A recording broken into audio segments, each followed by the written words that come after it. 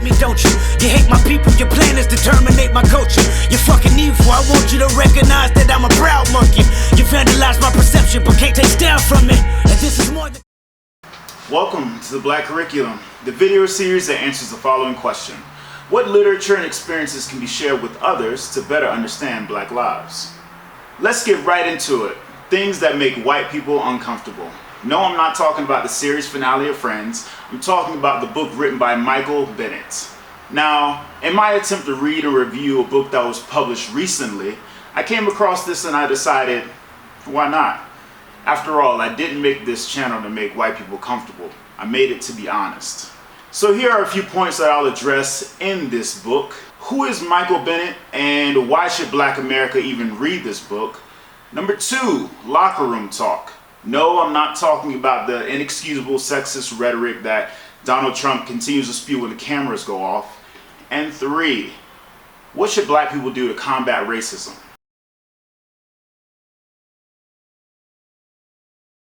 Now, for those of you who don't know who Michael Bennett is, he's the father of 3 beautiful daughters. He's also best known for being a defensive lineman for the Tampa Bay Buccaneers, the Seattle Seahawks, and the Philadelphia Eagles in the NFL, the National Football League.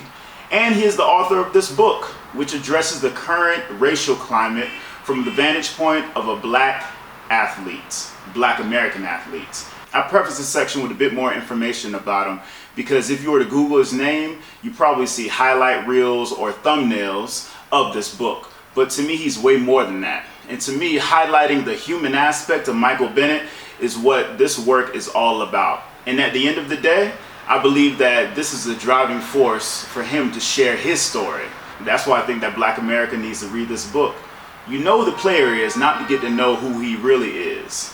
And I love how he paints the picture of his background and upbringing from the small town of Louisiana to Southern California to Houston, Texas. His relentless and honest voice is embedded on every page.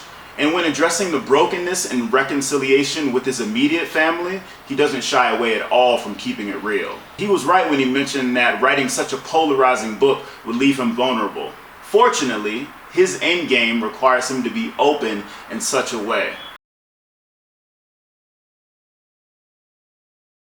Speaking of the NFL, the American League has been named a lot of things. Not for long, no fun league, Negroes for lease. There's some truth to these names, but what stands out to me is that Bennett effortlessly illustrates the fact that the NFL is still a business being ran by white America. So, what are the implications of being a conscious Black athlete in a sport that is predominantly owned by old white guys? Well, you'll hear that in the locker room talk. You see, in the locker room, Bennett, along with his fellow teammates, were able to honestly share the burden of what racial reconciliation would look like both on and off the field. Police brutality among Black Americans, Colin Kaepernick kneeling because of social injustice, and Trump's negligence to all of this were the catalysts that brought Bennett to a place of transparency and vulnerability when it came to race. In the locker room, they addressed not only issues of escapism, which is basically investing in distractions to take our minds off of such heavy burdens that we all face, but also how players are treated when they are led by their moral compass. Now let's be honest, most fans ain't really trying to hear how players feel when it comes to systemic racism. Just shut up and play, right? Nah. Now some of y'all might be watching and be asking, well, why is Michael Bennett complaining if he is part of a small percentage of players that get to play, but also get paid millions to do it? Well, I'm glad you asked. Again, the financial compensation of the NFL is like an illusion. It doesn't compensate for the time spent away from family, the injuries that players continue to put themselves through, and most importantly, it doesn't compensate for the silence that is muzzling most of these players. Essentially, they're being paid to be silent. Now look at Cap. They made an example out of him when he spoke out and protested. But I'm not going to leave y'all with a cliffhanger with regards to if Cap is coming back or if Michael Bennett even mentioned this in his book. I'll leave y'all with some good news. At the beginning of the video, I promised to address the question, what should Black people do to combat racism? Know your role. For him, it took some time before he realized that intersectionality would affect his child rearing just as much as it would affect the very identity of his daughters. Advocacy, sensitivity, and support. Those were the three main ingredients to ensure that his daughters would grow up in a world that would foster their ancestry, their gender, and their brilliance. And they're key components to eradicate racism too.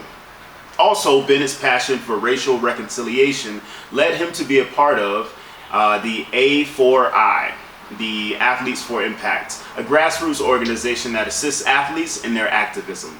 So you see, speak out, be honest, involve yourself with a cause, or even start one if you feel that the need hasn't been met yet. And oh yeah, check your history. As a matter of fact, Malcolm X once said this: "Of all our studies, history is the best qualified to reward our research." And when you see that you got problems, all you have to do is examine the historic method used all over the world by others who have problems similar to yours. And once you see how they got theirs straight, well, then you know how you can get yours straight.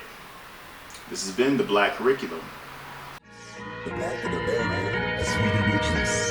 The black of the berry, the big ass. I saw them shit like